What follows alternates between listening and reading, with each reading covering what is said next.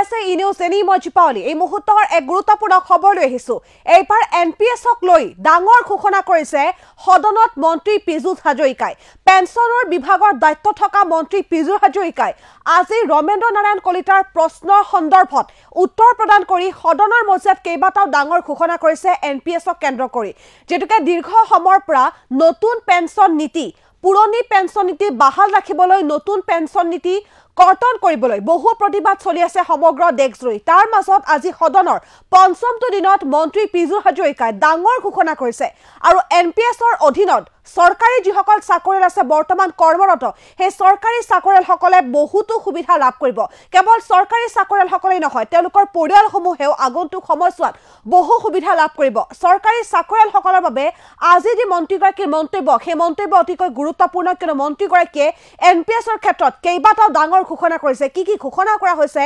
সৰকাৰী চাকৰিয়ালসকলে কি সুবিধা আগন্তুক সময়ছোৱাত লাভ কৰিব এনপিএছৰ জৰিয়তে জনাইছো খবৰটো এই মুহূৰ্তত আৰু এনপিএছক লৈ আজি সদনত ডাঙৰ ঘোষণা কৰিছে মন্ত্ৰী পীযুষ হাজৰিকাই আৰু আজি সদনৰ পঞ্চমটো দিনত মন্ত্ৰীগৰাকীয়ে ডাঙৰ ঘোষণা কৰিছে এনপিএছৰ অধীনত লাখ লাখ চৰকাৰী কৰ্মচাৰীয়ে কেইবাটাও সুবিধা লাভ কৰিব এফালে দেশজুৰি প্ৰতিবাদ চলি আছে এনপিএছ কৰ্তন কৰিবলৈ এনপিএছ নীতি বাহাল নাৰাখিবলৈ তাৰ বিপৰীতে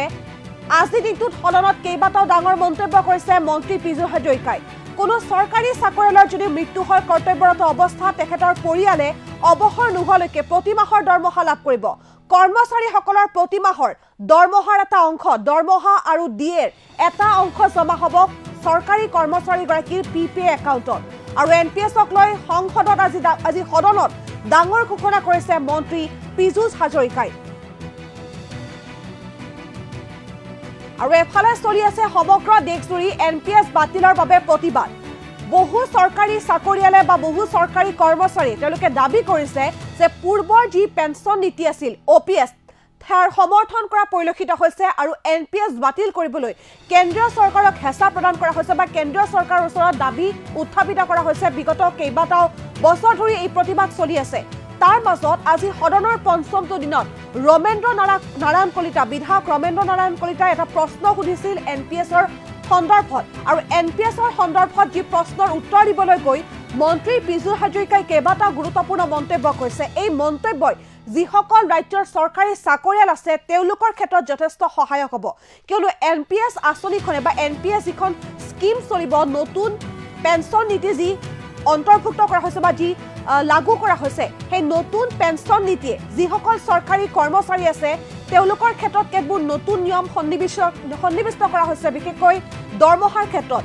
যদি কৰ্তব্যৰত অৱস্থাত এগৰাকী চাকৰিয়ালৰ মৃত্যু হয় তেন্তে পৰিয়ালটোৱে সৰকাৰী চাকৰিয়ালগৰাকীৰ অৱসৰ হোৱা দিনলৈকে প্ৰত্যেক মাহৰ দৰমহা সম্পূৰ্ণকৈ লাভ কৰিব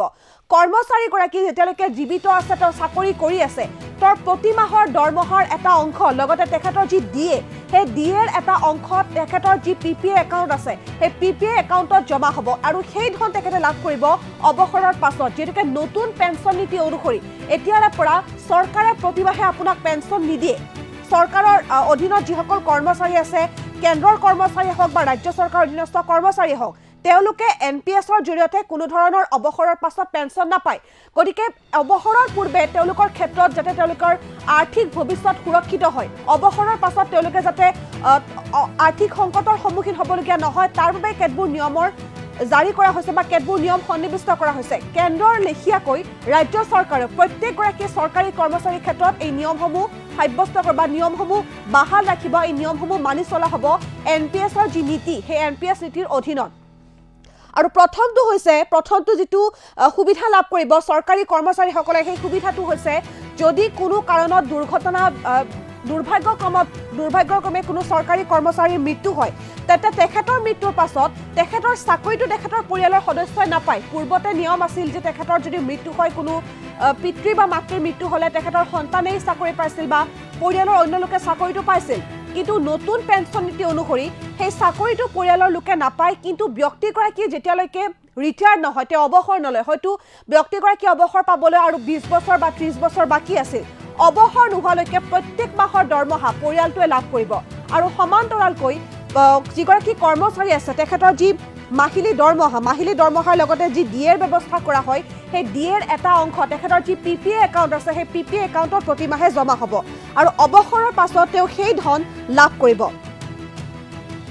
আৰু ইতিমধ্যে এই সন্দৰ্ভত আজি দিনটোত ডাঙৰ ঘোষণা কৰিছে মন্ত্ৰী পীযুষ হাজৰিকাই আৰু সেই মন্তব্যই মুহূৰ্তত আগবঢ়াইছো মন্ত্ৰীগৰাকীয়ে বনাঞ্চলত বন বিভাগৰ 4জন বিষয়া আৰু 73জন বন সুৰক্ষা কৰ্মী ইতিমধ্যে মোতায়েন হৈ আছে তেখেতে ইতিমধ্যে উত্তৰটো পাইছেই ইয়াৰ উপৰিও 37জন বন সুৰক্ষা বাহিনীৰ জোৱান আৰু 16জন নিৰ্ধাৰিত বেতনভোগী নিয়োজিত হৈ আছে অধ্যক্ষ ডাঙৰীয়া 2023 চনত নৱনিযুক্ত 76জন বন কৰ্মচাৰীক এই উদ্যানৰ সুৰক্ষাৰ বাবে নিয়োগ কৰা হৈছে আৰু 2024 চনৰ জানুৱাৰী মাহত 16জন নিৰ্ধাৰিত বেতনভূমিক নিযুক্তি দিয়া হৈছে অধ্যক্ষ ডাঙৰীয়া এইখিনি সময়ত আমাৰ বন বিভাগে 1260 গৰাকী ফৰেষ্ট গাৰ্ডক নিযুক্তি দিছে আৰু 261 গৰাকীক ফৰেষ্টাৰ নিযুক্তি দিছে প্ৰথম আৰু দ্বিতীয় বেটেলিয়নত 143 গৰাকী আৰু 130 গৰাকী মুঠৰ ওপৰত 273 গৰাকী বেটেলিয়ন নিযুক্তি দিছে আৰু থাৰ্ড বেটেলিয়নত 860 গৰাকী ব্যক্তিক জোৱানক নিযুক্তি দিয়া হৈছে সন্মানীয় সদস্যগৰাকীৰ যি দিহিং প্ৰশ্ন কৰা যি দিহিং পাটকাই বনাঞ্চলত আৰু যদি আমি বেটেলিয়ন বা বন সুৰক্ষা কৰ্মী দিব লাগে বুলি তেওঁ ভাবে বা আমাৰ বিষয়াসকলে যদি দিব লাগে বুলি ভাবে আৰু দিব পৰা হ'ব বুলি মই সদনক আশ্বস্ত কৰিছোঁ মই ডিপাৰ্টমেণ্টটো নাচাওঁ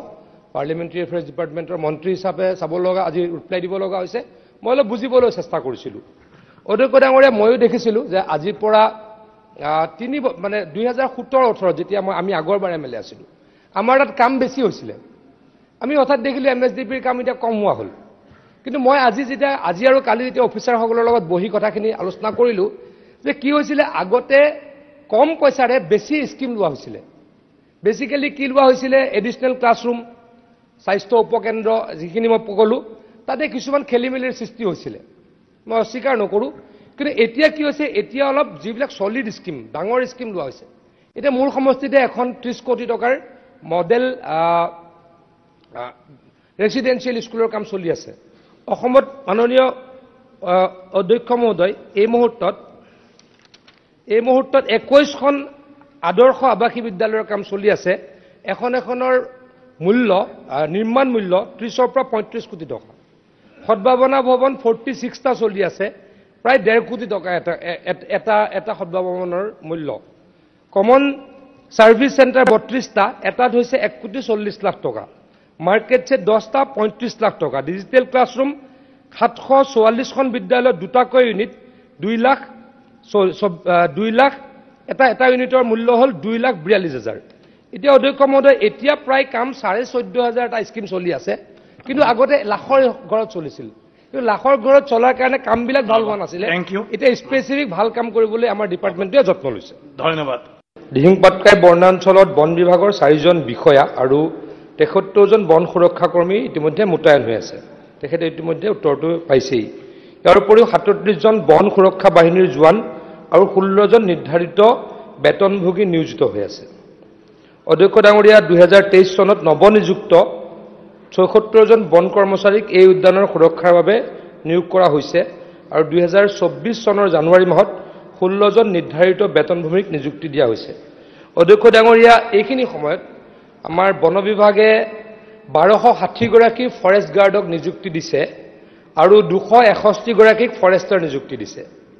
প্ৰথম আৰু দ্বিতীয় বেটেলিয়নত 143 গৰাকী আৰু 130 গৰাকী মুঠৰ ওপৰত 273 গৰাকী বেটেলিয়ন নিযুক্তি দিছে আৰু থাৰ্ড বেটেলিয়নত 860 গৰাকী ব্যক্তিক জোৱানক নিযুক্তি দিয়া হৈছে সন্মানীয় সদস্যগৰাকীৰ যি দিহিং প্ৰশ্ন কৰা যি দিহিং পাটকাই বনাঞ্চলত আৰু যদি আমি বেটেলিয়ন বা বন সুৰক্ষা কৰ্মী দিব লাগে বুলি তেওঁ ভাবে বা আমাৰ বিষয়াসকলে যদি দিব লাগে বুলি ভাবে আৰু দিব পৰা হ'ব বুলি মই সদনক আশ্বস্ত কৰিছোঁ মই ডিপাৰ্টমেণ্টটো নাচাওঁ পাৰ্লিমেণ্টাৰী এফেয়াৰ্ছ ডিপাৰ্টমেণ্টৰ মন্ত্ৰী হিচাপে চাব লগা আজি ৰিপ্লাই দিব লগা হৈছে মই অলপ বুজিবলৈ চেষ্টা কৰিছিলোঁ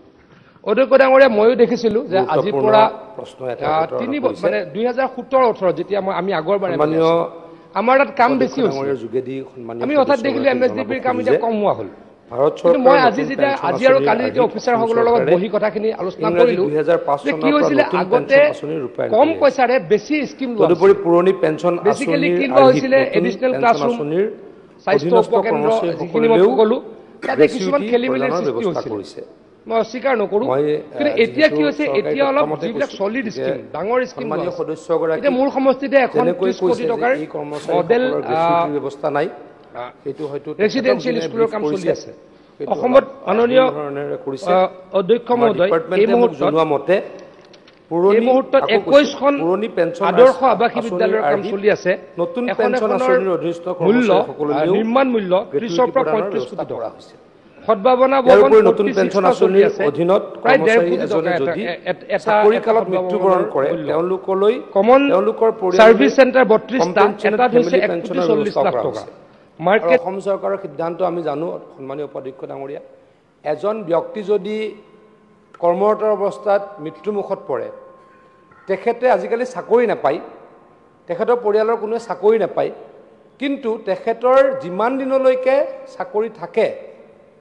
তেওঁৰ পৰিয়ালে সিমানকৈ দৰমহা প্ৰত্যেক মাহে পাই থাকিব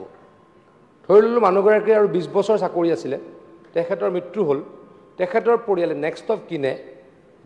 নেক্সট 20 বছৰলৈকে প্ৰত্যেক মাহৰ দৰমহা পাই থকাৰ ব্যৱস্থা হ'ব নতুন পেঞ্চন আঁচনিৰ অধীনস্থ বিষয়া কৰ্মচাৰীৰ মূল বেতন বেচিক পে আৰু ডিএৰ 10% ধন পেঞ্চন আঁচনিৰ অধীনত প্ৰতিমাহে কৰ্তন কৰি বিষয়া কৰ্মচাৰীসকলৰ নিজা PPAN একাউণ্টত জমা কৰা হয় আৰু চৰকাৰে সংশ্লিষ্ট কৰ্মচাৰীজনৰ বাবে 10% ধন জমা কৰে আৰু কৰে তেওঁৰ PPAN একাউণ্টত অৱসৰৰ সময়ত কৰ্মচাৰী আৰু চৰকাৰৰ মাজত চৰকাৰৰ জমা ধনৰ ওপৰত বিভিন্ন পেঞ্চন স্কিমত নিৱেশ হৈ থকা নিৱেশ মূল্য ভেলু অফ ইনভেষ্টমেণ্টৰ ওপৰত কৰ্মচাৰীজনে 60% এককালীন অংশ লামচাম উঠোৱাৰ পিছত বাকী ৰৈ যোৱা 40% বীমা সংস্থাত নিৱেশ কৰিলে তাৰ পৰা কৰ্মচাৰী এজনে মাহেকীয়া পেঞ্চন লাভ কৰে সেয়েহে নতুন পেঞ্চন আঁচনিৰ অধীনস্থ কৰ্মচাৰী এজনে চাকৰিয়াল 10 বছৰ কম হ'লেও পেঞ্চন লাভ কৰে নতুন পেঞ্চন আঁচনিৰ অধীনস্থ কৰ্মচাৰী এজনে তেওঁৰ পাবলগীয়া পেঞ্চন তেওঁলোকৰ জমা ধনৰ ওপৰত নিৰ্ভৰ কৰে আৰু তেওঁলোকৰ জমা ধনৰ পৰিমাণ তেওঁলোকৰ দৰমহাৰ পৰিমাণ আৰু চাকৰিৰ দৈৰ্ঘ্যৰ ওপৰত নিৰ্ভৰ কৰে পুৰণি পেঞ্চন আঁচনিৰ অন্তৰ্গত OPS মানে অন্তৰ্গত কৰ্মচাৰী অৱসৰপ্ৰাপ্ত কৰ্মচাৰীৰ ন্যূনতম পেঞ্চন তেওঁৰ অন্তিম দৰমহাৰ ওপৰত নিৰ্ভৰ কৰে মানে অধ্যক্ষ ডাঙৰীয়া শেষৰ দৰমহাটো এজন পুৰণি OPSৰ কথা কৈছোঁ ব্যক্তিয়ে যিমান পায় তেওঁৰ তাৰ 50% কৰ্মচাৰীজনে পেঞ্চন লাভ কৰে কিন্তু নতুন পেঞ্চন আঁচনিৰ অধীনস্থ বিষয়া কৰ্মচাৰীসকলে অৱসৰৰ সময়ত PRAN একাউণ্টত সুদসহ জমা হোৱা ধন 60% এককালীনভাৱে উঠোৱাৰ পাছত বাকী ৰৈ যোৱা ধনৰ 40% বীমা সংস্থাত নিয়োগ বা বিনিময় কৰা সেই ধনৰ ওপৰত প্ৰত্যেক মাহে পেঞ্চন লাভ কৰে অধ্যক্ষ ডাঙৰীয়া আচলতে অলপ কনফিউজন এটা আছে আপুনি আমাৰ 2005ত NPS ষ্টাৰ্ট হৈছিলে আজি 15 বছৰ 19 বছৰ হ'ল কিন্তু অধ্যক্ষ ডাঙৰীয়া আমি ভাবোঁ এতিয়া ক'বলৈ যিহেতু দিগদাৰ কিন্তু যিসকলে 30 বছৰ বা 32 বছৰ চাকৰি কৰিব তেওঁলোকে হয়তো যথেষ্ট সংখ্যক পেঞ্চন লাভ কৰিব বুলি ভবা হয় কিন্তু হয় সদস্যগৰাকীয়ে যিটো প্ৰশ্ন তেখেতে এইটো কথা জানেই তেখেতে কৈছেই কিন্তু যিসকলে হ্ৰস্বকালীন সময়ৰ কাৰণে চাকৰিত যোগদান কৰিছে তেওঁলোকৰ হয়তো কিছু অসুবিধা হৈছে কিন্তু এই বিষয়ে বিত্ত বিভাগে আমাক জনোৱা মতে 12/6/2022 তাৰিখে মাননীয় বিত্তমন্ত্ৰী মহোদয়ৰ লগত সদৌ অসম NPS কৰ্মচাৰী সন্থাৰ এখন সভা অনুষ্ঠিত হয় এই সভাত বিত্তমন্ত্ৰী মহোদয়ে তেওঁলোকক জনায় যে এই বিষয়ে আমাৰ চৰকাৰে পৰীক্ষা নিৰীক্ষা কৰিব আৰু তেওঁলোকক ৰাজ্যৰ সৰ্বাংগীন উন্নয়নৰ স্বাৰ্থত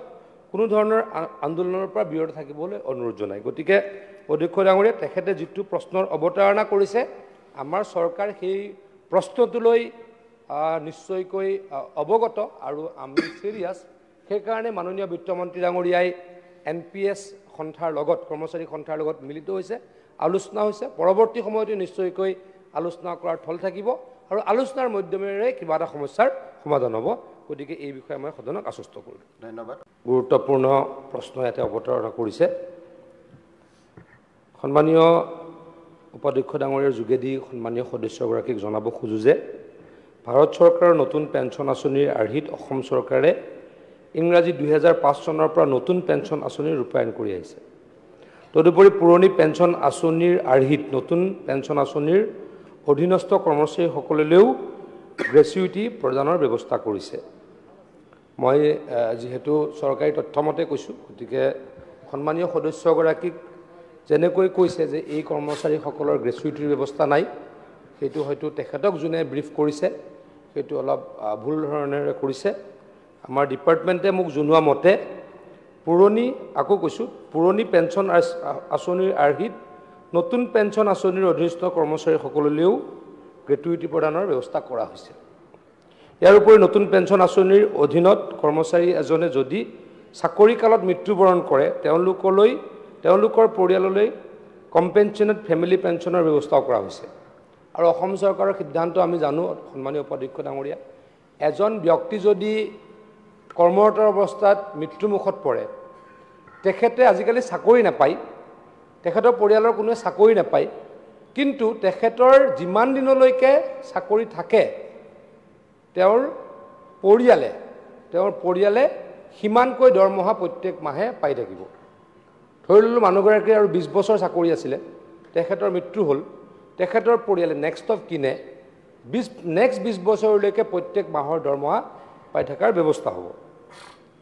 নতুন পেঞ্চন আঁচনিৰ অধীনস্থ বিষয়া কৰ্মচাৰীৰ মূল বেতন বেচিক পে আৰু ডিএ 10% ধন পেঞ্চন আঁচনিৰ অধীনত প্ৰতিমাহে কৰ্তন কৰি বিষয়া কৰ্মচাৰীসকলৰ নিজা PPAN একাউণ্টত জমা কৰা হয় আৰু চৰকাৰে সংশ্লিষ্ট কৰ্মচাৰীজনৰ বাবে 10% ধন জমা কৰে তেওঁৰ PPAN একাউণ্টত অৱসৰৰ সময়ত কৰ্মচাৰী আৰু চৰকাৰৰ মাজত চৰকাৰৰ জমা ধনৰ ওপৰত বিভিন্ন পেঞ্চন স্কিমত নিৱেশ হৈ থকা নিৱেশ মূল্য ভেলু অফ ইনভেষ্টমেণ্টৰ ওপৰত কৰ্মচাৰীজনে 60% এককালীন অংশ লামচাম উঠোৱাৰ পিছত বাকী ৰৈ যোৱা 40% বীমা সংস্থাত নিৱেশ কৰিলে তাৰ পৰা কৰ্মচাৰী এজনে মাহেকীয়া পেঞ্চন লাভ কৰে সেয়েহে নতুন পেঞ্চন আঁচনিৰ অধীনস্থ কৰ্মচাৰী এজনৰ চাকৰিয়াল 10 বছৰ কম হ'লেও পেঞ্চন লাভ কৰে নতুন পেঞ্চন আঁচনিৰ অধীনস্থ কৰ্মচাৰী এজনে তেওঁৰ পাবলগীয়া পেঞ্চন তেওঁলোকৰ জমা ধনৰ ওপৰত নিৰ্ভৰ কৰে আৰু তেওঁলোকৰ জমা ধনৰ পৰিমাণ তেওঁলোকৰ দৰমহাৰ পৰিমাণ আৰু চাকৰিৰ দৈৰ্ঘ্যৰ ওপৰত নিৰ্ভৰ কৰে পুৰণি পেঞ্চন আঁচনিৰ অন্তৰ্গত OPS মানে অন্তৰ্গত কৰ্মচাৰী অৱসৰপ্ৰাপ্ত কৰ্মচাৰীৰ ন্যূনতম পেঞ্চন তেওঁৰ অন্তিম দৰমহাৰ ওপৰত নিৰ্ভৰ কৰে মানে অধ্যক্ষ ডাঙৰীয়া শেষৰ দৰমহাটো এজন পুৰণি OPSৰ কথা কৈছোঁ ব্যক্তিয়ে যিমান পায় তাৰ 50% কৰ্মচাৰীজনে পেঞ্চন লাভ কৰে কিন্তু নতুন পেঞ্চন আঁচনিৰ অধীনস্থ বিষয়া কৰ্মচাৰীসকলে অৱসৰৰ সময়ত PRAN একাউণ্টত সুদসহ জমা হোৱা ধন 60% এককালীনভাৱে উঠোৱাৰ পাছত বাকী ৰৈ যোৱা ধনৰ 40% বীমা সংস্থাত নিয়োগ বা বিনিময় কৰা সেই ধনৰ ওপৰত প্ৰত্যেক মাহে পেঞ্চন লাভ কৰে অধ্যক্ষ ডাঙৰীয়া আচলতে অলপ কনফিউজন এটা আছে আপুনি আমাৰ 2005ত NPS ষ্টাৰ্ট হৈছিলে আজি 15 বছৰ 19 বছৰ হ'ল কিন্তু অধ্যক্ষ ডাঙৰীয়া আমি ভাবোঁ এতিয়া ক'বলৈ হয়তো দিগদাৰ কিন্তু যিসকলে 30 বছৰ বা 32 বছৰ চাকৰি কৰিব তেওঁলোকে হয়তো যথেষ্ট সংখ্যক পেঞ্চন লাভ কৰিব বুলি ভবা হয় কিন্তু হয় সদস্যগৰাকীয়ে যিটো প্ৰশ্ন তেখেতে সেইটো কথা জানেই তেখেতে কৈছেই কিন্তু যিসকলে হ্ৰস্বকালীন সময়ৰ কাৰণে চাকৰিত যোগদান কৰিছে তেওঁলোকৰ হয়তো কিছু অসুবিধা হৈছে কিন্তু এই বিষয়ে বিত্ত বিভাগে আমাক জনোৱা মতে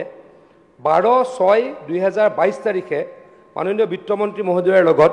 সদৌ অসম NPS কৰ্মচাৰী সন্থাৰ এখন সভা অনুষ্ঠিত হয়